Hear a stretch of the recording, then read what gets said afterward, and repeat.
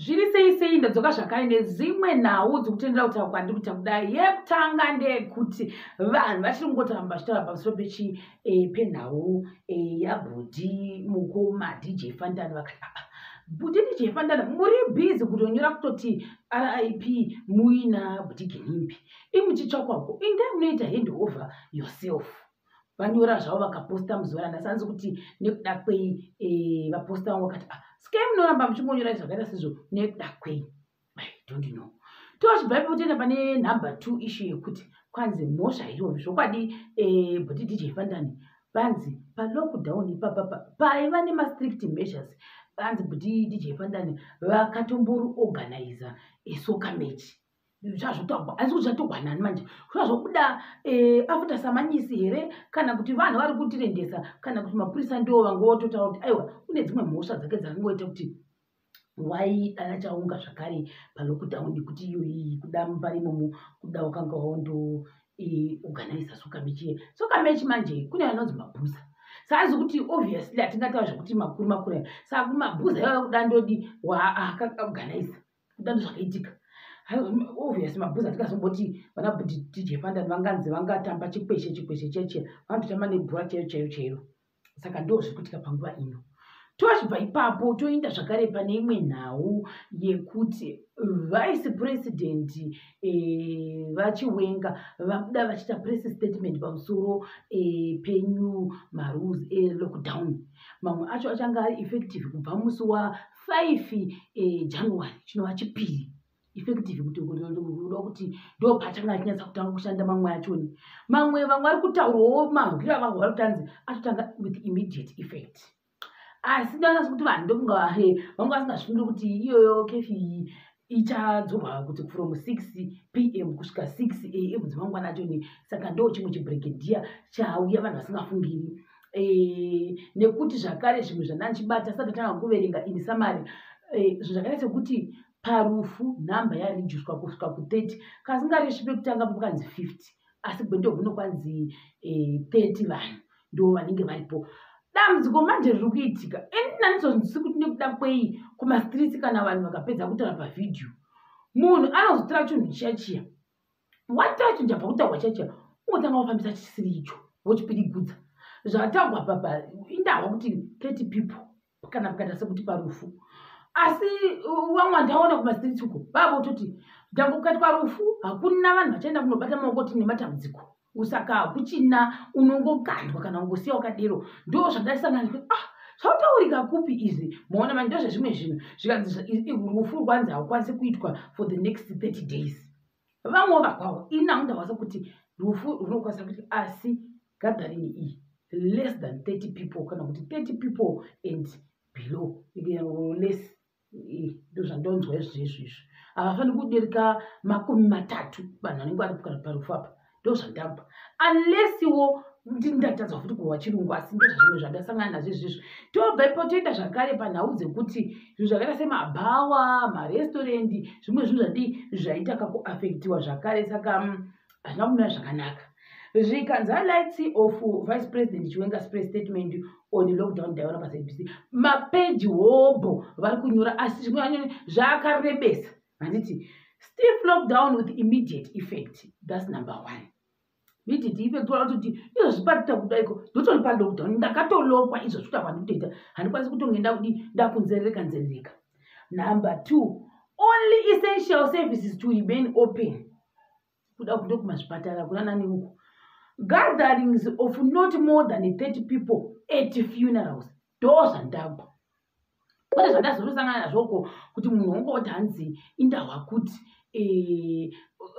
hakuchina munhu unoenda kundoti nematambudziko for the next 30 days.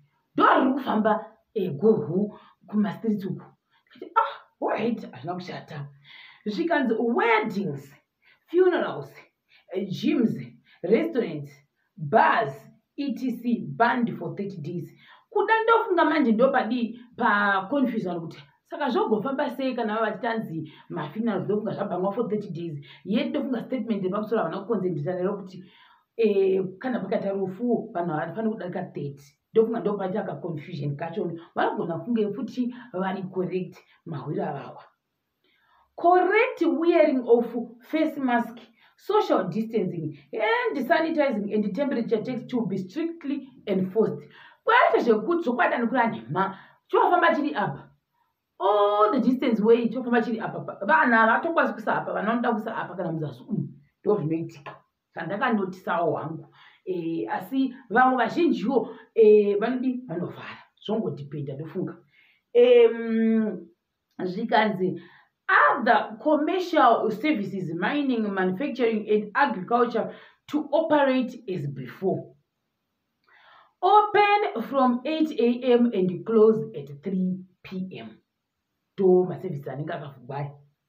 People must stay at home, save for buying food or medicine etc.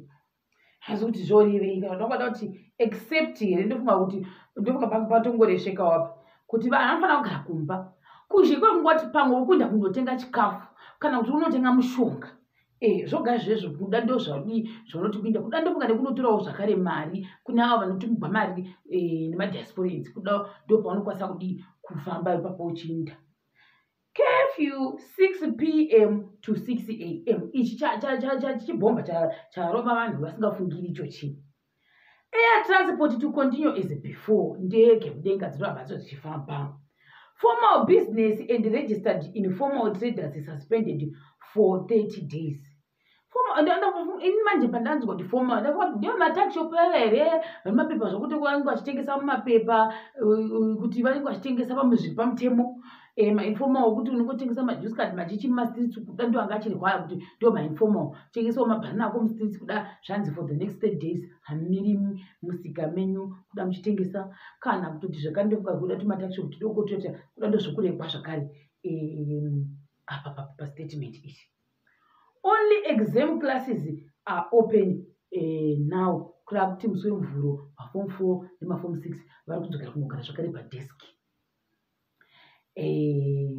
Facilities and national parks to operate subject to usual health conditions. Saka mtendekwa tenda kutaura kuti kana nyumu chida kuinda kundorya nyika rutivi mukwanisa kutendekwa asi panenge maishi my health conditions anofana kunge zviripo nokuvane machecking dzavanoita vanhu vachoni vese ikokoko kunoitwa zvetourism uko. Zvikanzi zvakare iyo tourism kana kuti vanoshanda ikoko kuti mhuka dzapamwe dzinozoryi kana vavakavharawo. Cross border traders banned save for commercial and transit cargo for essential. Kuti save ndofunga zvezvira kuti except chirungu ichi chirungu zvikadokura nhema chava chirungu ndo zvimwe zvandabata ipapapa. Transit cargo for essential and critical services. Restaurants and bars closed for 30 days, meaning kuti zvandikura nhema kana wanga wakanzi nechimwe chako tichange tichisangana next week musi wesvondo hakuchina unogoindepi musi wesvondo unogoindepi musi wechitatu zvakavhagwa zvese hakuna restaurant ichange ichindosangana vanhu kutongosangana pasi pemuhacha penyu kana kuti kutongoshanyirana ndo zvinenge zvotongoitika apa ndo zviwataitaita for the next 30 days hakuna vanoenda out hakuna saka kuti ichazoafita svika futi muna February here kunana Valentines kana vanhu vanotambira mubagore rino zvikanzi nevamwe zvakare how many vamwe vabvunzawo zvipatara kunga kuti vane maventilators mangani nemabeds mangani nevamwewo avo vamwe ndokuti koma rufu runobhaniwa sei rufu harusi planned chinjai statement vamwavo ndopanati ndonga ndopakonfisa vanhu ini nekuti andahwa zvangu ndopandatozoona hangu statement akubata about I think pamwe ndopakuita confusion kune vanhu kuti vanhu vakufunga kuti kwanzi rufu rwabhaniwa. Curfew 6 p.m. zvahashahashi bedway zvikanzi it's not even. Gatherings of not more than 30 people at funerals, wedding, funerals, gyms, vaze kusvika pa 30 days. Apa ndo ili statement is confusing a lot. Saka kuda vachakuisisi manje kuti zviri kufamba sei.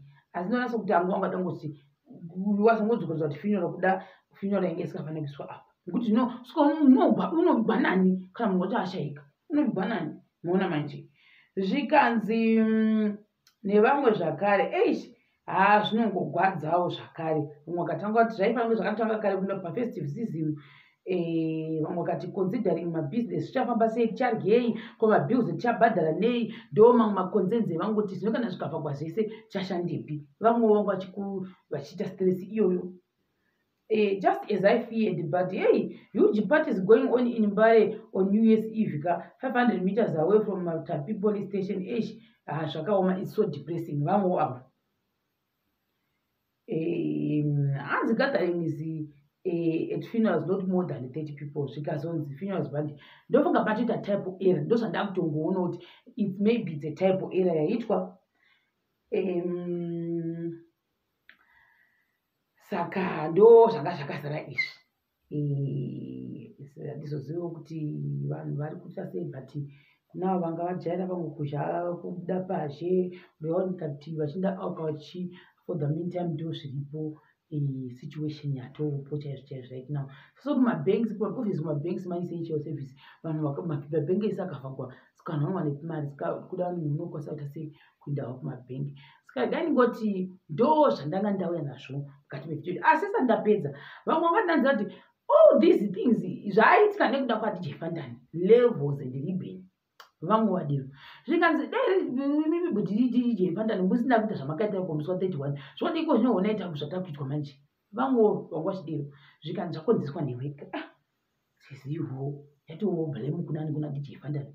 Saka ndiri DJ Fantani inenge iri ndururani inokodzera kuti mitemo ibva yachinja like that. I don't know. Ndichakubata zvakare pachikamu chinoitevera.